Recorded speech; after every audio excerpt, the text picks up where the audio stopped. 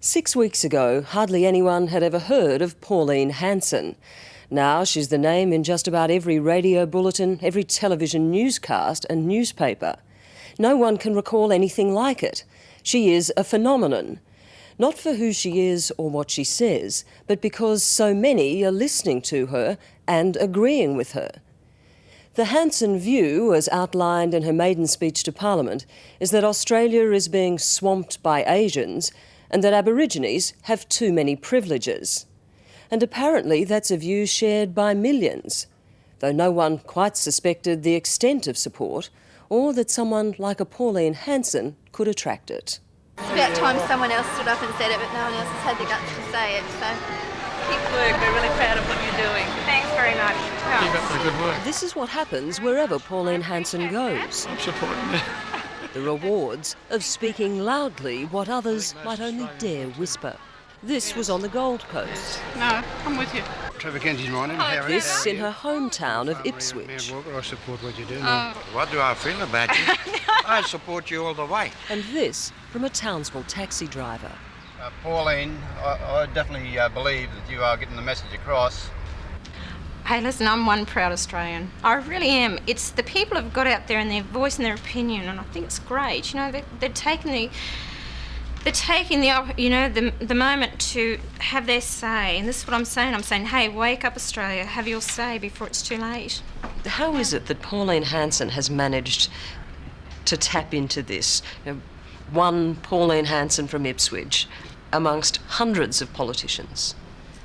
Look, honestly, Tracey, I don't really know why. Since her now famous maiden speech, Pauline Hanson has received thousands of letters and faxes of support. Proof positive, she believes, that she's speaking for mainstream Australia. But did you expect this many people? No.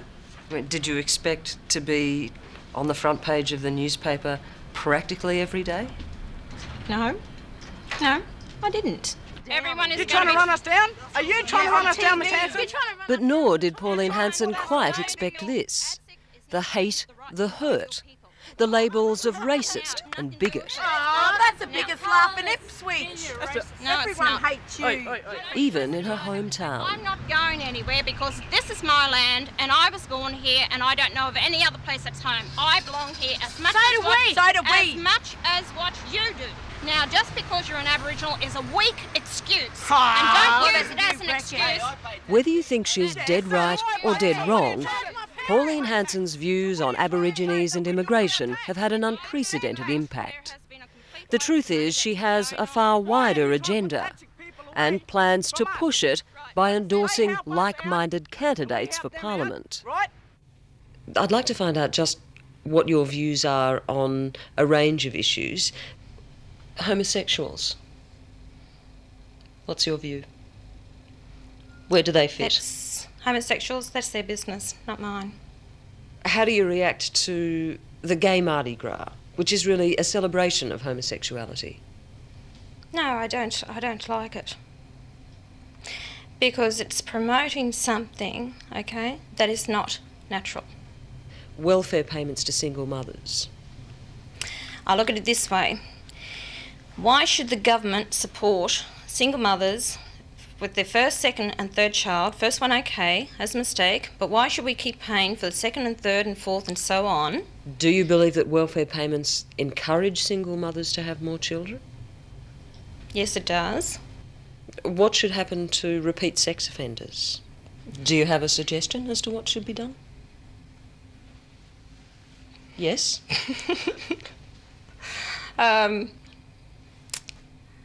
I think I should talk to some medical doctors first before I voice my opinion. Medical doctors. So do you possibly have in mind something like chemical castration for repeat sex offenders? I mean, in very horrendous situations, possibly yes, I do. Get in the car. Head down. Right, there you go. I said cuss. Get in the car. I didn't. There you go. Pauline Hanson is big on law and order. You heard me, eh? When police arrested one of those who'd argued with her on the streets of Ipswich, not only did she think he should face a court for swearing, she thought he was a prime candidate for for her truly grand plan. And I'm talking about foul language. Okay, that was used against me in the street of Ipswich. And it's not acceptable. Okay. Thanks, guys. All right, not a problem. So do you think that national service is a way to restore that respect for authority, that sense of discipline? I do. Yes, I do. You see, what I've called for is more or less a civil service upon finishing the year 12 or reaching 18 years of age, and a 12-month national service. What's happening is we're having overeducated people out there. We're getting overeducated people, and we haven't got the jobs for them. If they went into a service and they could do things like building roads, bridges, railway lines, reforestation, look after our environmental, our rivers and everything like that, teach them trade. Many of Pauline Hanson's visions are like that. Visions that are rooted in the past. Simple, homespun solutions learned at the family dinner table. Pauline was too young to know about national service, so that's one of my ideas, definitely. Get the louts off the street and give them something to do and to help them. Pauline's mother, Nora, has raised 7 children, 4 girls and 3 boys. If you haven't got the work ethic... Like Pauline, all seem to yearn for the way things were. Simpler times, clearer values, honest virtues. There's a lot of people out there, they don't want to work, they don't know what work is. Now, we are a work-orientated family. Maybe it's good and maybe it's bad. We've worked very hard, all of us. But if everyone pulled together and did their bit, this place would be a better place to live. So I take it no one at the table disagrees with anything that Pauline had to say in her maiden speech in Parliament or since? No, we're all 100% Yep, 100%. Yep, 200%. And forget about political correctness. It's definitely not served up with a tea and sticky bun in this household. Do you feel that we're in danger of being swamped by Asians? Well, if you go back to when I was young, I was always taught the yellow race will rule the world. And if we don't do something now, until we catch up a little bit, I'm afraid, yes, the yellow race will rule the world. Pauline Hanson was never expected to win a seat in federal parliament. After all, Oxley was safe Labor territory. It was Bill Hayden's old seat, and here she was, standing as the unlikely Liberal candidate. Then, of course, as soon as she opened her mouth to tell Australians that Aborigines were getting a free ride on the taxpayers' back, well, the Liberal Party dropped her like a hot potato. It now seems that her disendorsement by the Liberal Party was Pauline Hanson's ticket to Canberra. She was still the only choice in the electorate for Liberal voters, and now as an independent, suddenly an attractive choice for disaffected Labor voters. Hi. G'day. How are you? Not too bad. Good to see you again. Yeah. Pauline came to Canberra as a lonely independent. Like the carrot egg? Within days, she'd found a fellow traveller in Graham Campbell, thrown out of the ALP for his comments on race.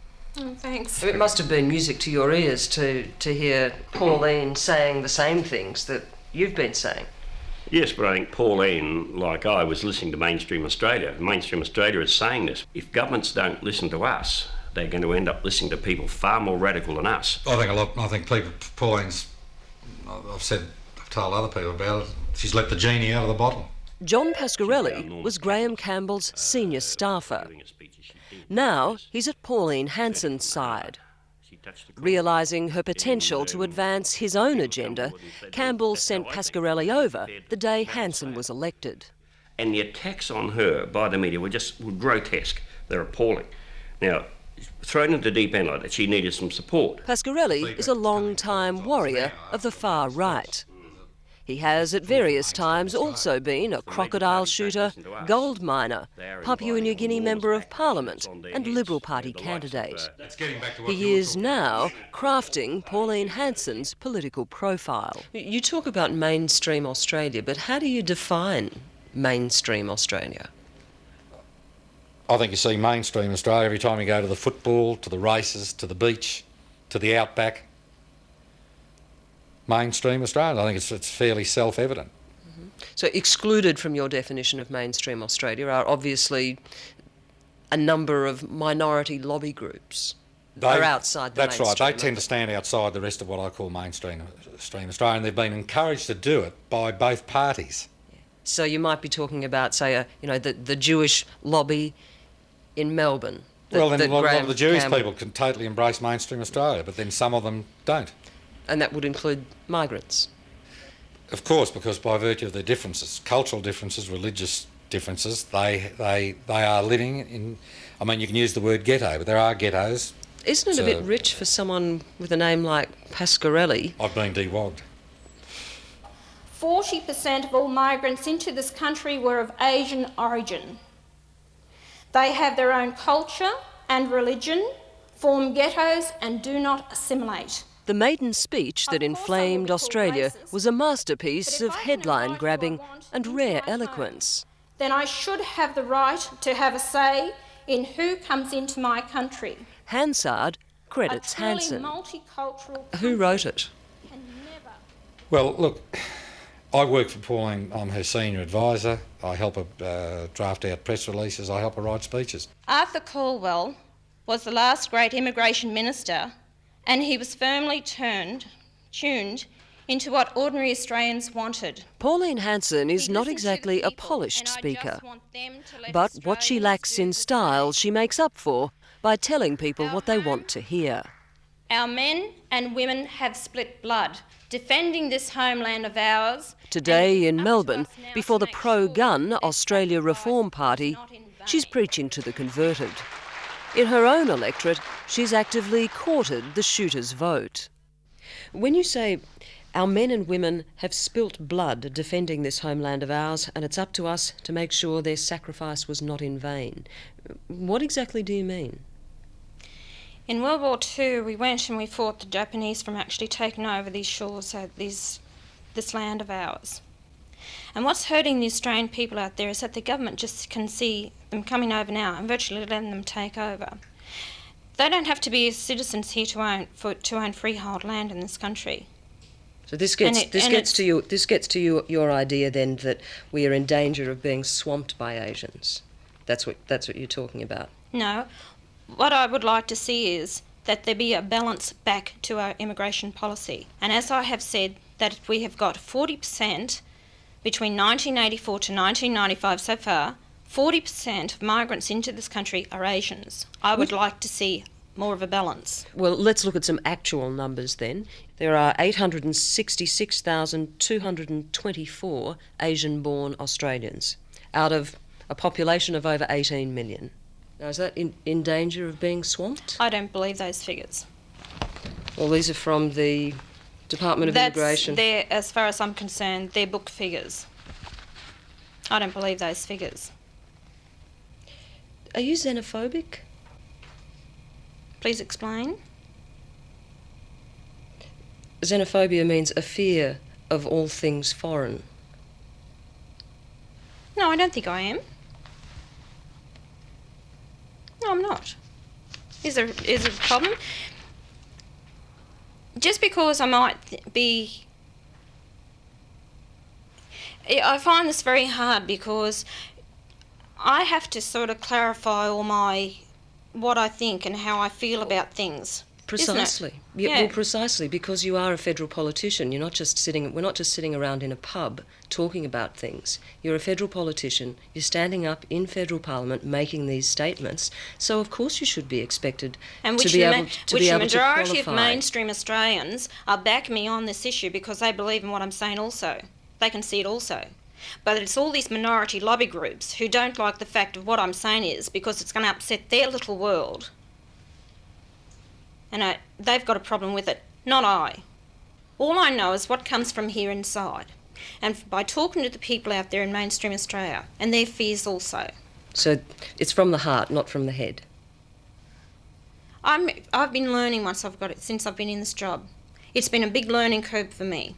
She is a racist and her policies are inflicting harm on people. Hanson is grist for the protesters' mill. Today it's Melbourne University. But her extreme views make her an obvious target, not only for students, but right across politics. One of her most strident critics is former Prime Minister Malcolm Fraser. She is just plain wrong. And she's wrong in a way that can lead to very great evil. Evil? Yes. Because if she got to the stage of being able to influence the policies of this government, isn't it an evil outcome if Australia tries to turn itself into a racist society in the kind of world we're living in? Well, you've now seen the impact of your calls to halt Asian immigration. Have you figured that perhaps life is just a little more complicated than rolling down the shutters?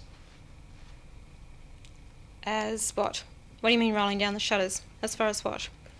Closing the front gate, drawing the blinds, cutting Australia off from the rest of the world? Do I propose that? It would appear cutting so. Cutting Australia off from the rest of the world? It would appear so. I think I'm more concerned about it, Australia and the people here. You see, I'm trying to say, let's clean up our own backyard and look after our own here before we worry about everyone else and overseas. They're not concerned about us. Let's get that straight. Let's withdraw from the United Nations. Just a sec. Let's withdraw from the United Nations. Yes. Let's cease all foreign aid. Let's halt all immigration. That's right. Closing and bolting the front door. I think you're over-dramatising things here a bit. I think you want to look at the unemployment that we have here in this country and start with immigration. Why should people come out here and get onto our welfare system? It's only because the government has actually put a shutter on that themselves, that they have to be here 2 years before they get onto a welfare system. Why should the taxpayer be out there paying for someone else to come and live in this country? They don't even have to know English or even have to learn. We are putting this all up for them. What is one to conclude from that other than you are xenophobic and racist? No, it's not. It's wanting to know how this country is going to look in 50 or 100 years' time from this. And you've got to base, why are you making me out to look as if I'm a racist? Why don't you go and ask Japan their immigration policy, or Korea or Sri Lanka? Ask them how they feel about white people going into their own country. And yet you respect their views, and they can be proud of their own homogeneity. But if I voice my opinion, I'm made to look as if I'm a racist. I won't cop that. Pauline Hanson did admit to us during filming of this story that although she's highly critical of what she calls migrant ghettos, such as Sydney's Cabramatta and Melbourne's Springvale, she hasn't actually visited either. Nor has she ever visited an Aboriginal community. When we return, we rectify that.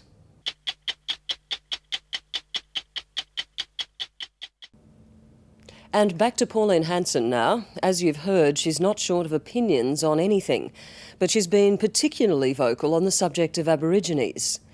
Like the Howard government, she believes Aboriginal funding is too great and not going where it's most needed. But her solution is extreme, not just disband ATSIC, the Aboriginal and Torres Strait Islander Commission, but give Aboriginal people no special treatment whatsoever. What are you going to have? Can I have 2 pieces of mullet, please? A piece of sea perch and 8 whiting fillets, please, Pauline. Australia's most famous fish and chip shop lady left school at the age of 15. She has 4 children from 2 failed marriages. I regard myself as the average Aussie battler out there. I'm a woman that's had a breakdown in marriages. I'm a woman that's run my own small business. So what did you learn in all of those years, working long hours in that fish and chip shop? That no one else owes me a living. Okay. And you've got a steak sandwich, Noel perch and chips to go on, and you've got... The view from the fish shop window is of a neatly divided world. There are hard workers like herself and bludgers, the welfare recipients and Aborigines she believes are ripping off the system. Do you regret now making sweeping generalisations like Aborigines are a privileged class? No, I said they receive privileges that other people don't receive because they're Aboriginal. And which is true, and you cannot deny that. They do. Or what about the fact that life expectancy for Aboriginal women is 19 years less than that for non-Aboriginal women? Aboriginal men die 18 years younger than non-Aboriginal men. Is that not disadvantaged? We've got, now, just be realistic about this. And people can't deny it, that in a lot of these communities, there is a big drink problem. What about infant mortality then? The infant mortality rate is 2 to 3 times higher than in the white community. And again, it can be related to the drink because the money is going on to the drink, onto alcohol, and therefore not decent food is being bought for and put on the table for these children. Aboriginal people are incarcerated at 28 times the rate of non-Aboriginal people. Again, we've got to look at problems with the conditions that they live in, that they want to live in. All right, so your position is that if Aborigines die younger, their babies die more often, and they're jailed more often, they've brought it on themselves. Is that right? In the ways that they want to live. She's telling a lot of bullshit. She doesn't know what she's talking about. She's a racist person who's using the privilege of Parliament to slam Asians, Aboriginal people and all good Australians. Charles Perkins has spent a lifetime trying to reconcile black and white Australia. Then along came Pauline Hanson. Now, in the fish and chip shop, you're very good there, but not out in the public. And on the midday show last month, Perkins' frustration spilled over. Just not enough, and I invite her to come out to some of the settlements and reserves and have a look. Would you do that? Well, yes. Okay, fine. I have no problem with that. We have that.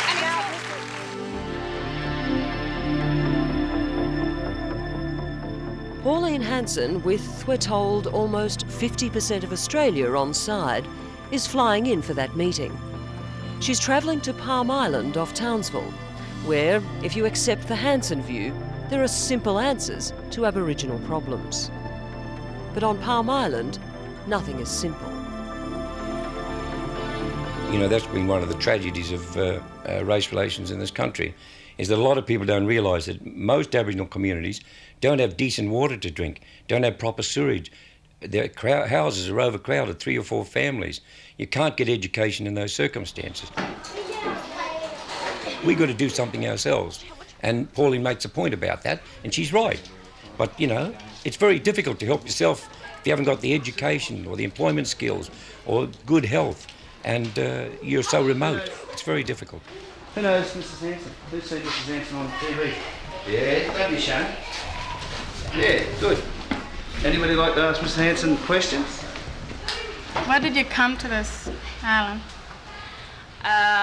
Probably on the media, as you have seen, I have made some statements and I have said things, and this is all part of my job to actually see firsthand for myself. Palm Island was once a penal settlement for Aborigines. For these kids' parents, there is no work here, and there never has been. It's home to these people because their parents and grandparents were exiled here. You've opened up a can of worms. That's fine with us, but we want something positive coming out of a negative statement. The administration has been given the dollars to look after their own people, and they haven't done their job. Hang on a minute. You've had control. The European people have had control of this country for 209 years. You've made a mess of it in 209 years, and you expect ATSIC to clean it up in 6? No, wait a minute. There is actually agreement around this table that ATSIC has wasted money. But cutting off funding altogether, these women see as simply naive. You are a very young person. Now, you quoted your age as 42. That is still very young. Not so much in age I'm talking about here, but in knowledge. What I would like to see you do, Pauline, is to be educated. If the community did pull together and you know, clean it up, because it would be a nice place. And then Palm Island is a place of shame for white Australians. As late as the 1950s, Aborigines were being chained up here for daring to dissent. But to Pauline Hanson, what's past is past.